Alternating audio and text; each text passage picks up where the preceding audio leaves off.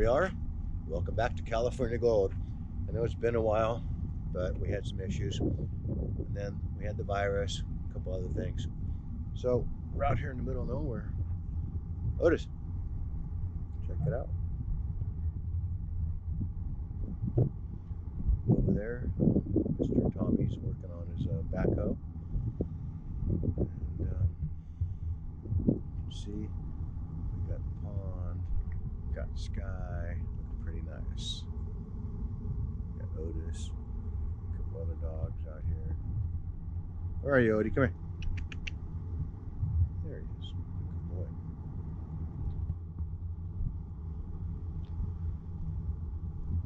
So let's go take a little tour of the estate.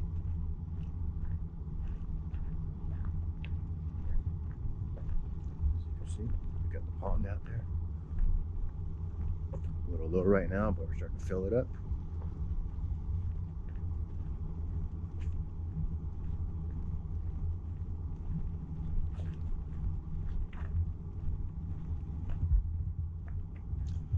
That metal thing over there is an old hangar. A little, I guess, bush plane that somebody used to fly in and out of here. It's pretty cool. Got a fire going over there. It's going out.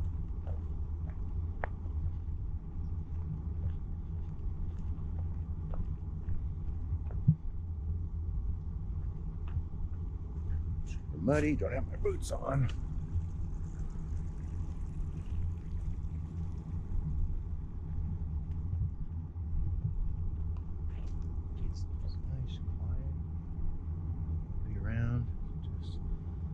Me, Mr. Tommy, and the dogs.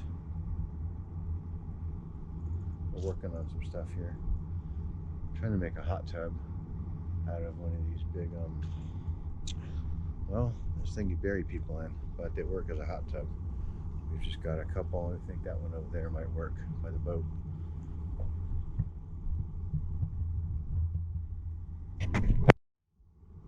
All right, given that we're in the Italian Alps, we're going to go up the hill and check out the water supply a little later on. But given that we're in the Alps, of course, we have a Massimo Night 700. This thing kicks ass. We can go anywhere we want and jump it. Look at that suspension.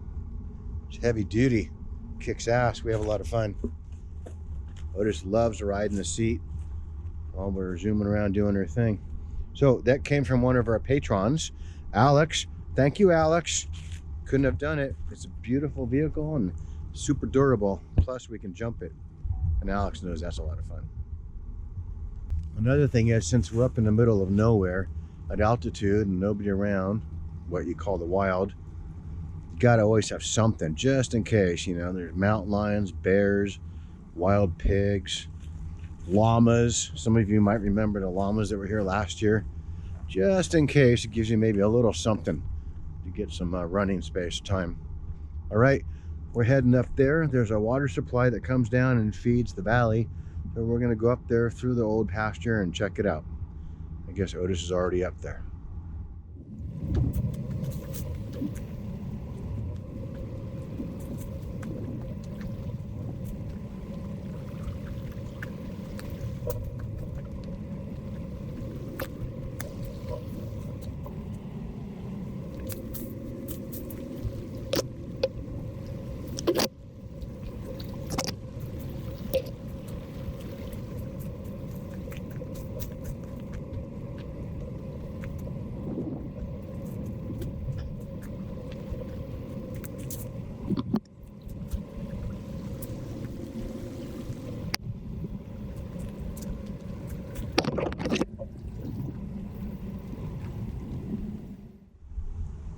Hey, what's up, buddy?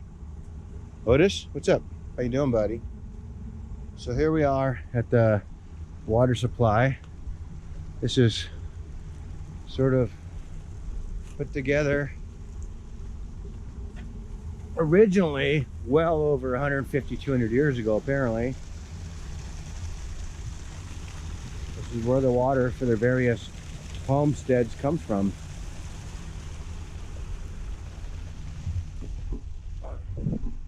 Oh, I gotta climb over the fence.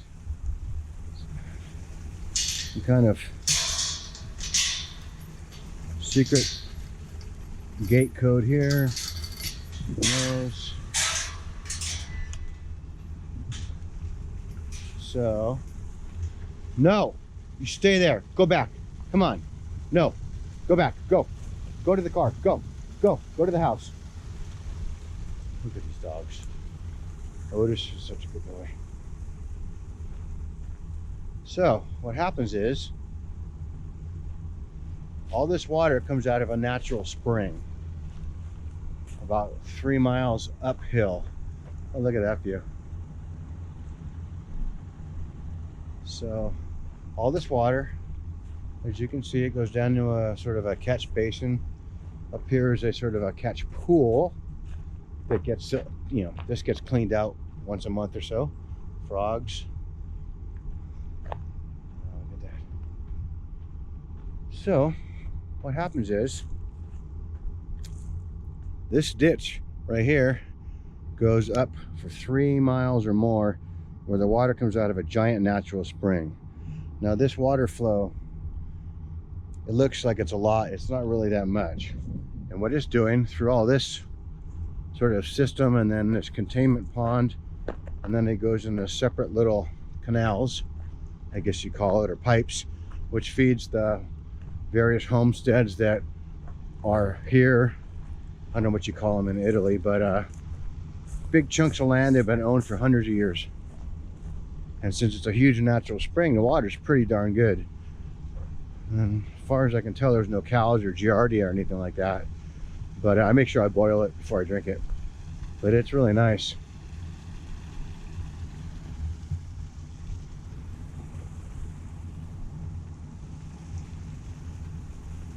And it seems to work.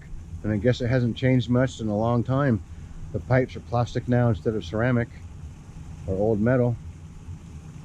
But that's about it.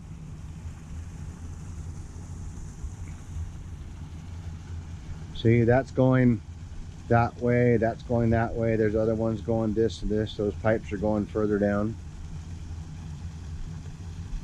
There's a dog.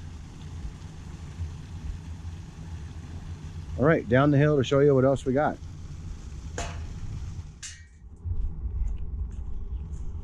So what we have here is an area, of course, we've been clearing for fire prevention and safety and all that. There's an old house over there. No one's lived there, I guess, for probably 15 years. It's just rotting away. There goes Otis, getting in trouble. So what we're doing here, what we've been doing for the last, I don't know, 9 months, a year, especially during the virus, when Mr. Tommy can get away from the city, he likes to come up here to the estate. We've got a runway. It used to be here. All this stuff is, you know, new growth, and you can see all the way down there was a runway. These power lines are right here, new, so you have to land before that. So what we're slowly doing is clearing a path here so we can fly in like little bush planes, like a Draco or something like that, with the big fat tires. Oh yeah, kind of use in Alaska and for flying around, sort of like Trent Palmer does on YouTube. Check out Trent Palmer on YouTube. He's got some cool stuff. He's a drone guy and a pilot.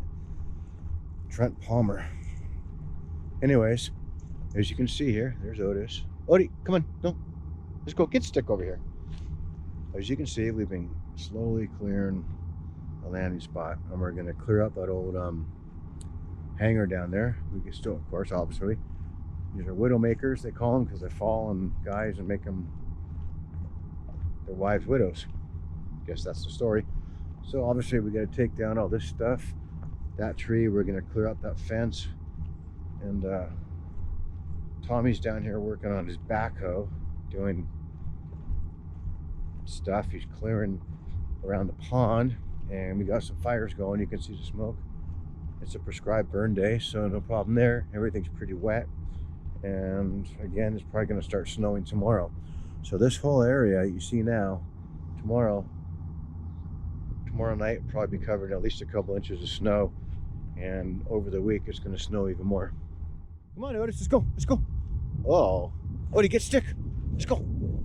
There's Otis. Go. Go. Boy. What we're coming down to, back again, you can see we're going to continue the runway all the way down. What Yuri's going to be working on next is taking out that one tree sticking out, this tree right here, and we're going to take down this fence over the next month or so. And then we're going to do all the way down, you can see, and then we're going to do a major sort of leveling, trying to fill in any wet spots and level out this area here. So there'll be lots of room to land and hopefully lots of room to take off once you do a turnaround up there and you come down here and take off, no problem. You wouldn't imagine it looking at today, but it's dead winter for this area. We got some altitude, and this is the pond that usually is filled up another, I don't know, 3.5, 4 feet. There's turtles, Canada geese, there's ducks, there's some big bass in here, lots of bluegill. And as you can see, we're trying to fill it up. We're getting a little oxygen in. There's another source going on down there. And the whole idea is in the next week or so, it'll fill back up and we'll get that constant flow going. The problem is we've been having some leaks. You can, over here, there's some moisture there. We've been having a leak at that end. So we've been trying to stir it up a little bit, hoping the silt will sort of fill in the cracks. And Tommy's down there on the backhoe and he's working on that end, trying to sort of move rocks around and fill it in. And oh yes, you can see he's been putting logs on the fire. So this being the high country, and as you can see, water everywhere, it's a legal burn day, so we're taking that opportunity to do some burning. So looks like it's going a little bit. We'll come back later and mess with it. As you can see, we built a ramp. We're trying to get around. There's the pond over here. See, so plan is we're dragging all this debris. There's fish over there, turtles or something disturbing the water, but we're gonna sort of dredge this with a backhoe and a bunch of cables and some grappling hooks, probably after it stops snowing next week. So the whole plan is to clean this out, take the opportunity, build a better bank around here, compact it a little more, hope that fills any leaks in with the compaction of driving D9, whatever it is, the backhoe. You can see there's a rope across there. I put that in last year so we could pull ourselves back and forth without having to row, but that's just something to do, fun. We're gonna take that tree out, pull it out, and we're gonna put it back in half of it to provide the habitat. As you can see over there, we'll get over there, there's a red float, and that's a habitat we put in last year.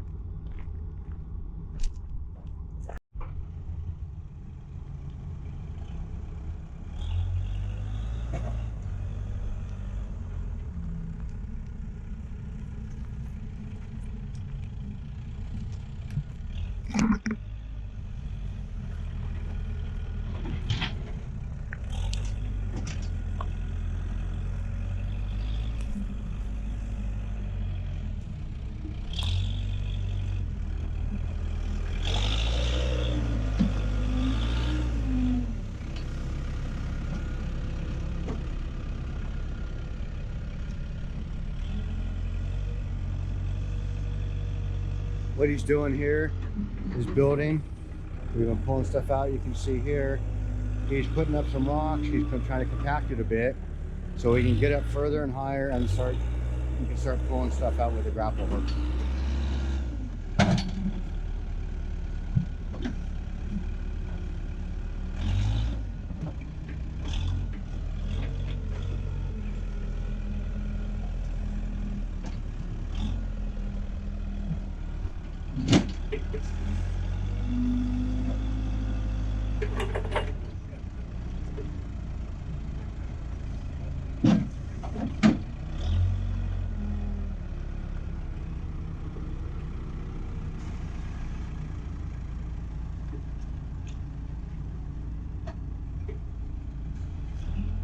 Look at that, so old. Those are old barns. The roof is probably only like 40 years old, but the wood is well over 80, 100 years old. Just amazing.